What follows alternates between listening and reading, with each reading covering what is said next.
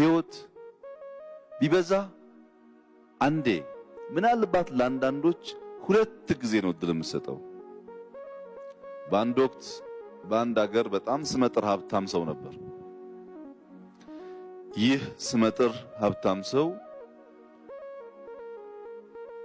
ከዕለታት በአንድ ቀን አንዲት ጋዜጠኛ ኢንተርቪው ልታደርገው ትመጣለች እና መታ ከተቀመጡ በኋላ ስሙን ካስተዋወቀች በኋላ የመጀመሪያው ጥያቄ እንዲሆን የወደደችው የስኬትህ ሚስጥር ምንድነው የሚል ጥያቄ ነበር። እና ሰውየው የስኬቱን ሚስጥር ለማስረዳት ቃላት ቢደረድር በቀላሉ እሷንም ተመልካቾቹንም ማሳመን ስለሚቸገር የተሻለ ምሳሌ ፈለገ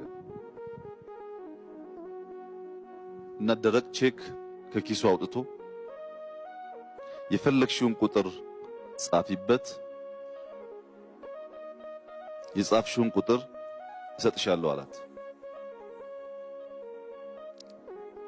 የመጀመሪያውን ጥያቄ ሲያቀርብላት ምን ነካ? እኔ እኮ ኢንተርቪው ላደርግ ነው የመጣሁት እንጂ ገንዘብ ፍለጋ አልመጣሁም አለችው። ለሁለተኛ ጊዜ ያሻሽን ቁጥር ጻፊበት፣ የጻፍሽውን ቁጥር እሰጥሻለሁ አላት። ቆጣ አለችና ደሃ ናት ገንዘብ የላትም ብሎ የነገረ ሰው አለ ወይ? ምን ማለት ነው ይሄ ብላ ተቆጣች።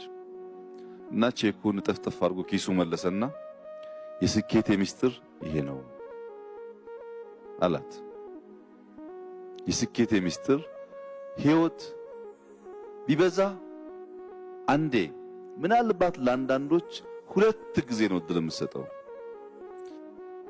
ያ እድል ሲመጣ የሚጠቀሙ ሰዎች የስኬት ጫፍ ላይ ደረሱ ናቸው። ያ እድል ሲመጣ ገንዘብ አልፈለኩም እኮ ደሃ መሰልኩ ወይ የሚሉ ሰዎች በቃ አጡ። በዚህ ቼክ ላይ የሀብቴን እኩሌታ እንኳን ጽፈሽ ቢሆን እሰጥሽ ነበር።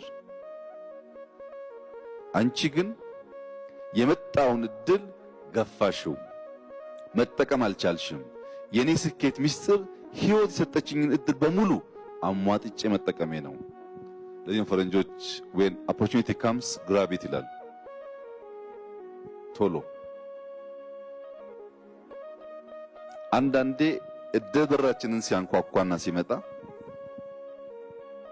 እኛ በእኛ ፍልስፍናና ግንዛቤ ከገፋ ነው በኋላ ከሄደ በኋላ ብዙ ጊዜ የምናላዝን የምናዝን እንሆናለን።